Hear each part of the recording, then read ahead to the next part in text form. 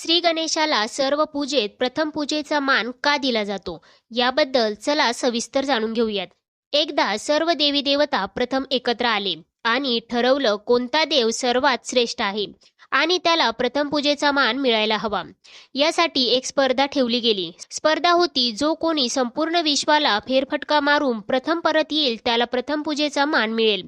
सर्व देव आपापल्या वाहनांवरून निघाले. गणेशाचं वाहन आहे मूषक. अर्थातच ते फारसं वेगवान नाही, पण गणेशजींनी बुद्धी वापरली.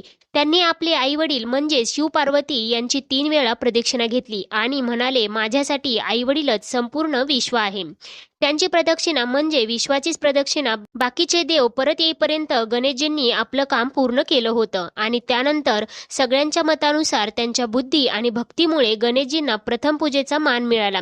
एवढंच नाही तर गणेशजींना विघ्नहर्ता म्हणतात, म्हणजे कोणत्याही कामात ते येणारे अडथळे दूर करणारा. त्यामुळे कोणतेही शुभकार्य सुरू करण्यापूर्वी त्यांची पूजा केली जाते, जेणेकरून काम यशस्वी होईल. शिवाय गणेशजी हे बुद्धी, ज्ञान आणि समृद्धीचं प्रतीक आहे.